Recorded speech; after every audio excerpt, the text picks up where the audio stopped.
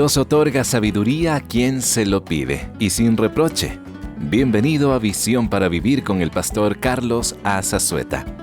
Tenemos un Dios bondadoso que no solo está presente en los momentos de victoria, sino también cuando un hijo se rebela. Siguiendo la serie Diario de un viajero desesperado, hoy el pastor Carlos nos llevará al capítulo 7 del libro de Eclesiastés para observar cómo Salomón hace un giro en su discurso. Le invito a escuchar la segunda parte del mensaje Cuando lo malo es mejor.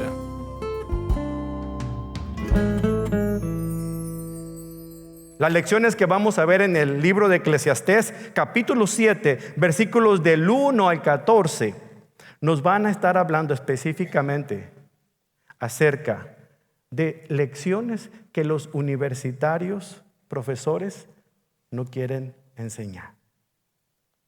Aprenderemos 3 lecciones en cuanto a la sabiduría. Primero, la diferencia entre sabiduría divina y sabiduría humana. Segundo, la sabiduría hace que la vida sea mucho mejor, que apreciemos lo mejor de la vida.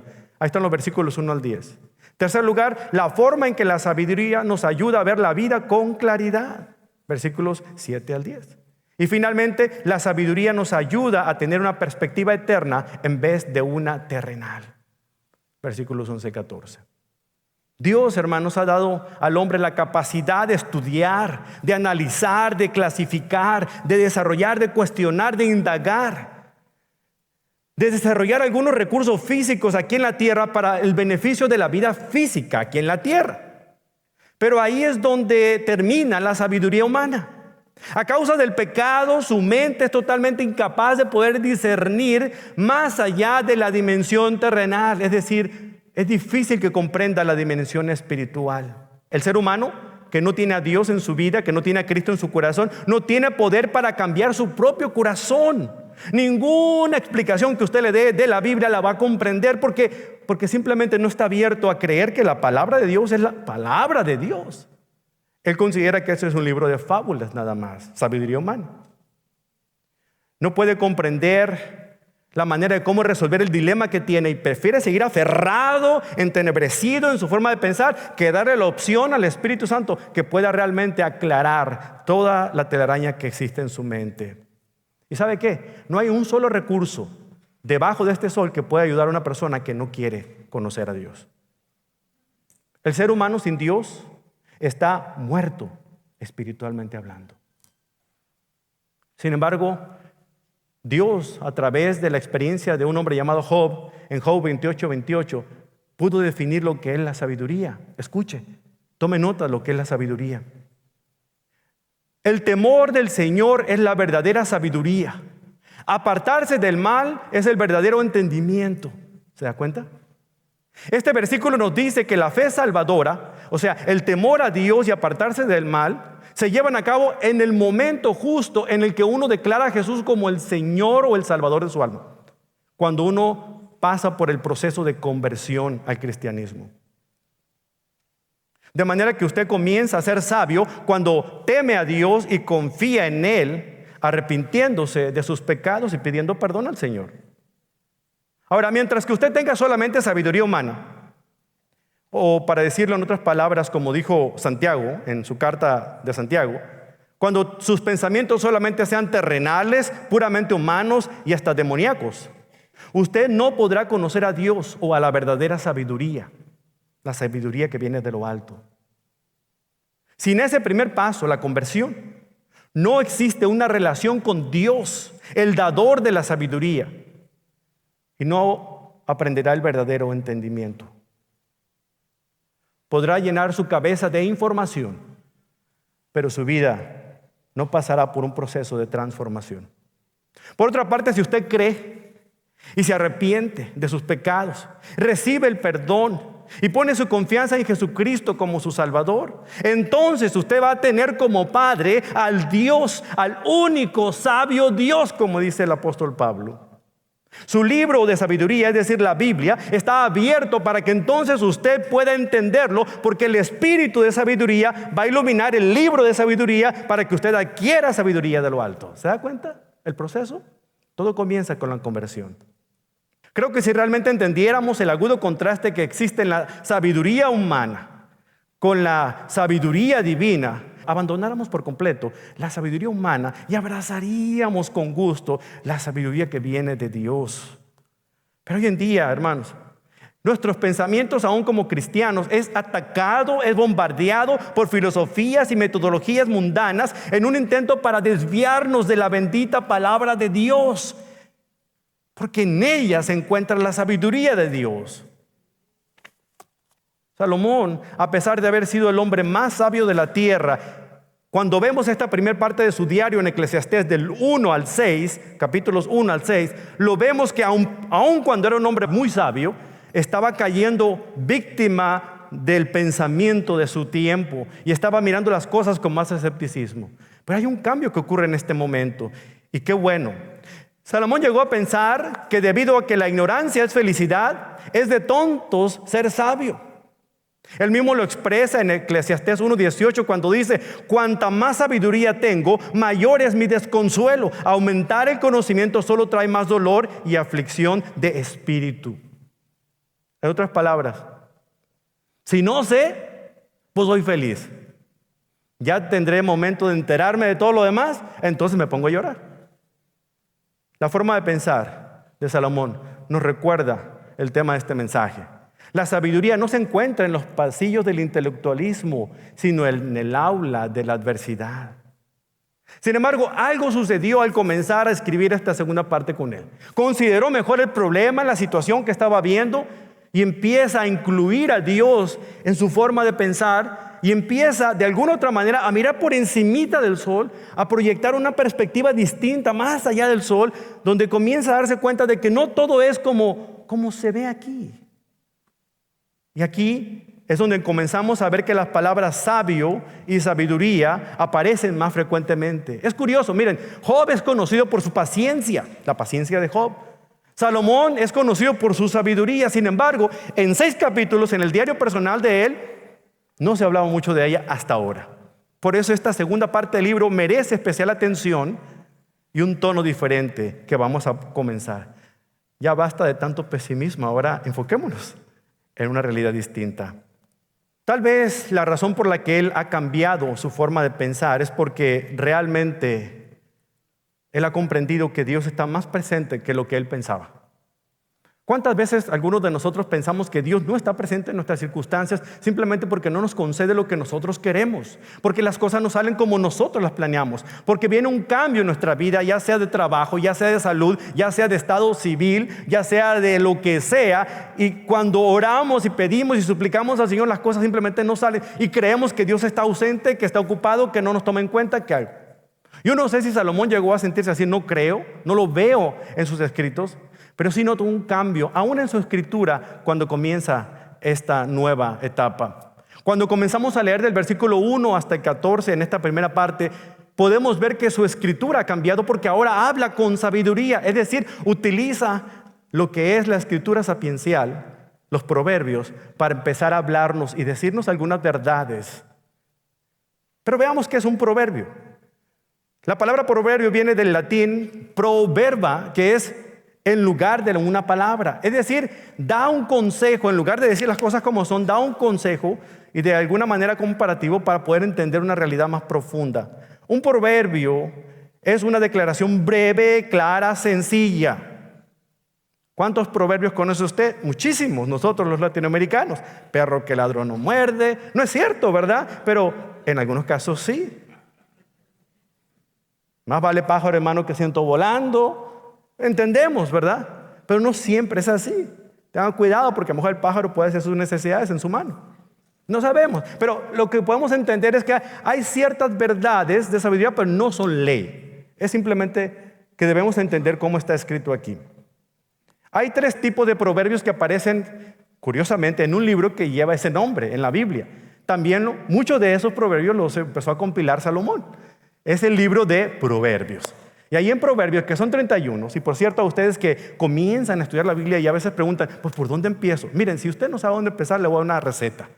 Proverbios tiene 31 capítulos. La mayoría de los meses que tenemos tiene 31 días. El día que es hoy, usted lee el proverbio de este día. Y cuando el día tenga 30, pues le da un pilón al último día, ¿verdad? Y lee 2. Pero así nunca va a perderse de dónde está leyendo la Escritura. Es una buena receta. Hay muchas cosas interesantes ahí que usted va a adquirir, mucha sabiduría, cuando empiece a estudiar el libro de sabiduría de Dios, que es el libro de Proverbios. Estaremos recurriendo a este libro. El resto del tiempo que nosotros estudiamos Eclesiastés tenemos que recurrir mucho, porque Salomón comienza a cambiar su forma de escritura. Él escribe varios proverbios, pero déjenme darles 3 tipos de proverbios que son comunes en el libro de los proverbios y aquí también en el libro de Eclesiastés. Primero, proverbios de contraste o antitéticos. Están unidos con unas palabras como más o pero. Por ejemplo, Proverbios 13:1 dice: el hijo sabio recibe el consejo del padre, mas el burlador no escucha las reprensiones. ¿Pudo detectar ahí la palabrita clave, más? Proverbios 13:10 es otro ejemplo. El orgullo solo genera contiendas, pero la sabiduría está con quienes oyen consejo. De alguna u otra manera, el énfasis de estas palabras acentúan el significado, lo hacen más intenso. Otro tipo de proverbios son los proverbios completivos o que completan una frase. Y estos están unidos por la letra Y o Y. Por ejemplo, Proverbios 14:10 dice: cada corazón conoce su propia amargura y nadie más puede compartir totalmente su alegría. Completó la idea. Lo mismo pasa con Proverbios 14:13. También de reírse duele el corazón y hay alegrías que acaban en tristezas. ¿Se da cuenta? Completan la idea. El tercer tipo de proverbios es el de valor comparativo. Compara una cosa con la otra. Son los más frecuentes. Y escuche las palabras claves que se emplean, como mejor que o como así. Proverbios 15, 16 y 17 dice: mejor es lo poco con el temor de Jehová que el gran tesoro donde hay turbación. Mejor es la comida de legumbres, cuestionable, ¿verdad? Pero cierta, donde hay amor, que de buey engordado donde hay odio. En algunos me van a mandar un correo electrónico, pero estoy dispuesto a recibirlos. Proverbios 25, 24 al 25 dice: mejor es estar en un rincón del terrado que con una mujer rencillosa en casa espaciosa. Amén, ¿verdad, hombres? Como el agua fría al alma sedienta, así son las buenas nuevas de tierras lejanas. ¿A poco no se siente rico cuando un ser querido viene o le llama o alguien a quien usted hace mucho tiempo no veía se encuentra nuevamente con él? Es maravilloso, ¿cierto?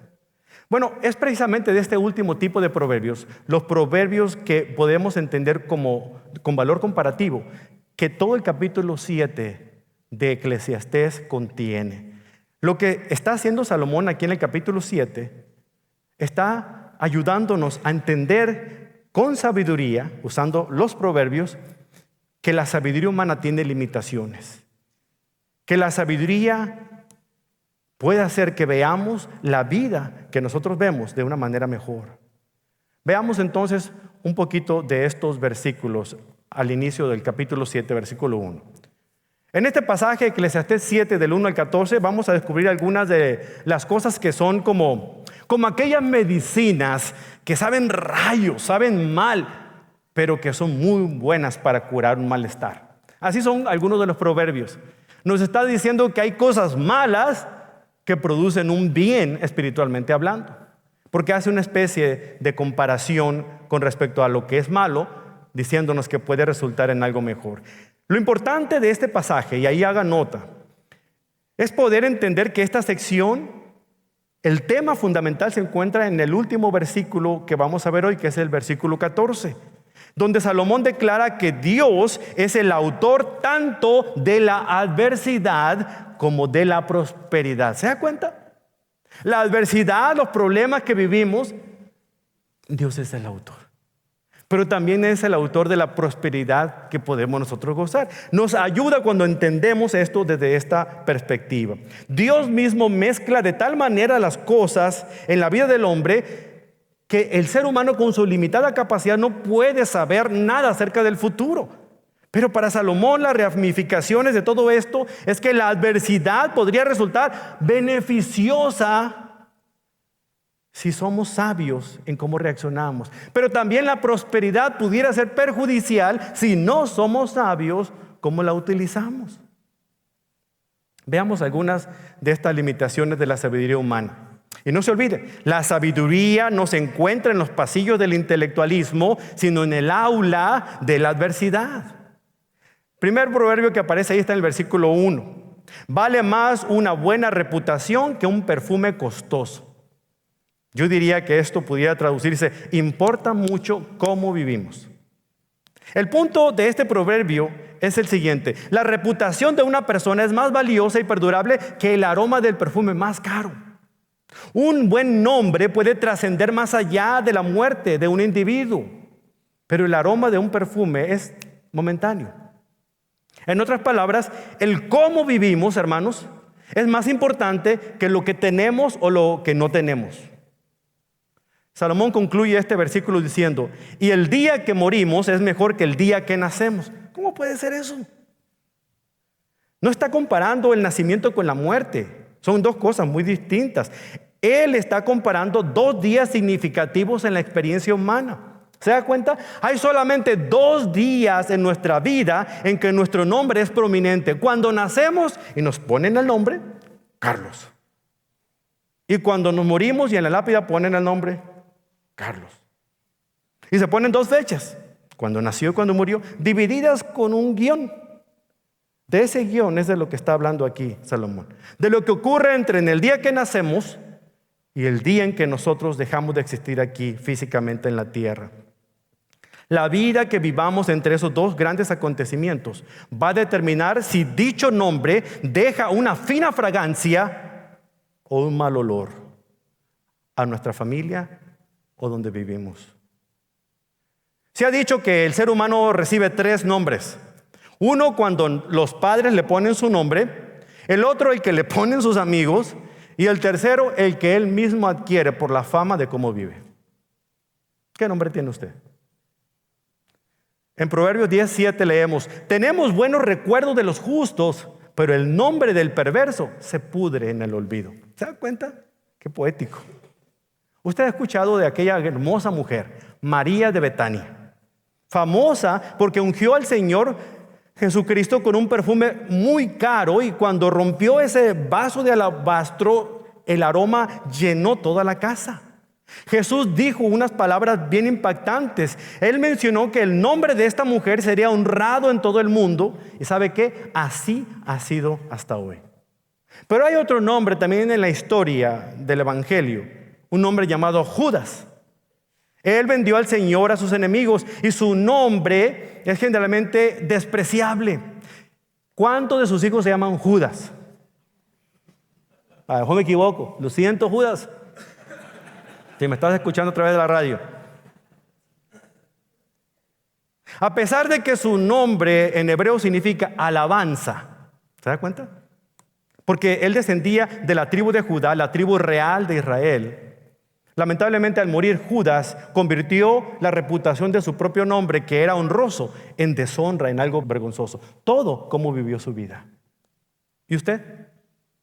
¿Cuál es su reputación? Como esposo, como padre. ¿Cuál es su reputación en el trabajo? Ahí en la comunidad donde vive, en su iglesia. Y más importante, en su hogar. ¿Cuál es su reputación? ¿Es usted un hombre de integridad? ¿Está tratando de ser ejemplo en todos los ámbitos de su vida, especialmente delante de sus hijos? ¿Es usted de inspiración para los jóvenes que le rodean?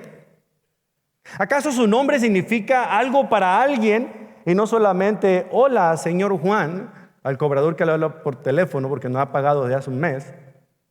¿Viven ustedes a la altura de su nombre? O mejor dicho, ¿vivimos todos a la altura del nombre nuevo que hemos recibido como cristianos? Porque ese nombre nos lo dio Jesucristo. Y cada vez que un cristiano tiene una mala reputación, está enlodando el nombre de Cristo. Qué interesante cuando lo vemos de esta manera. En el versículo número 2 encontramos otro proverbio. Vale más pasar el tiempo en funerales que en festejos. Al fin y al cabo, todos morimos, así que los que viven deberían tenerlo muy presente. Esto se oye medio tétrico el asunto aquí. Yo diría que esto significa, es de sabios reflexionar de lo breve que es la vida. Nosotros celebramos los cumpleaños, pero lloramos en los funerales. No sucede al revés, a menos que la persona sea cristiana. Celebramos la vida que tuvo esa persona, pero también lloramos. ¿Cómo puede ser mejor que la muerte sea algo más increíble que la propia vida al nacer? ¿Saben qué? La respuesta Pablo nos la da en Filipenses 1:23.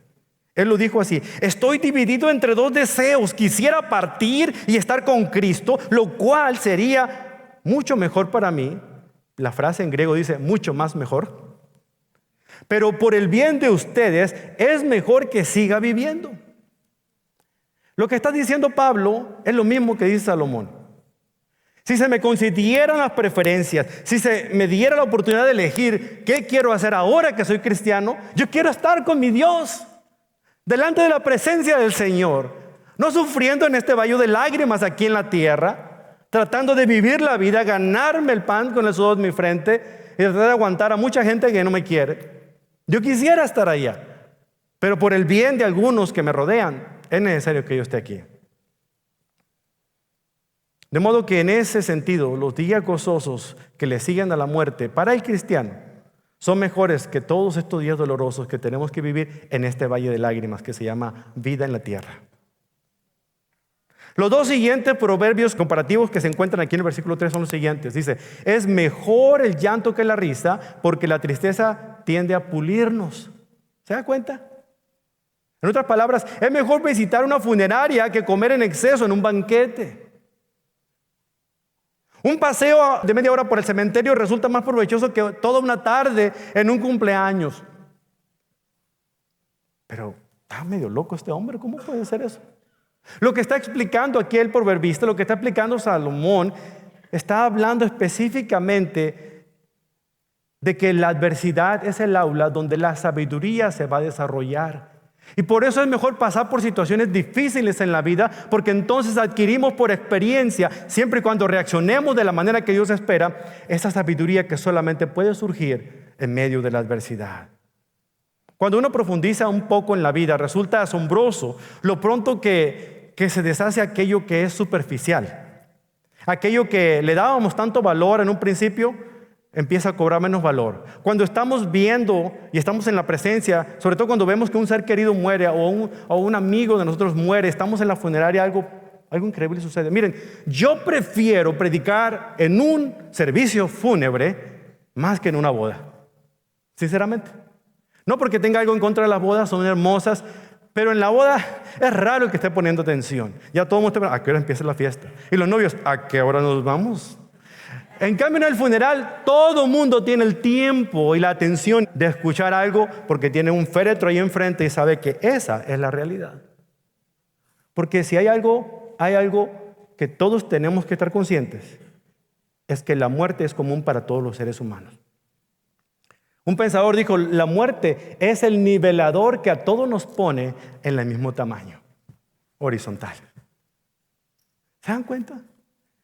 Lo que está diciendo aquí, cosas que son importantes. Y el siguiente versículo es parte de este inseparable. Dice, el que es sabio piensa mucho en la muerte, mientras que el que es necio solo piensa en divertirse. Nuestro proceso de pensamiento pocas veces es más superficial cuando algún payaso nos cuenta un chiste. Miren, resulta asombroso que oímos un chiste, nos reímos a carcajadas, nos tiramos al suelo, pero después de que escuchamos el chiste se nos pasa.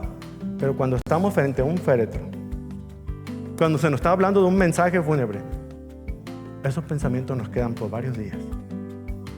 Jamás los olvidamos.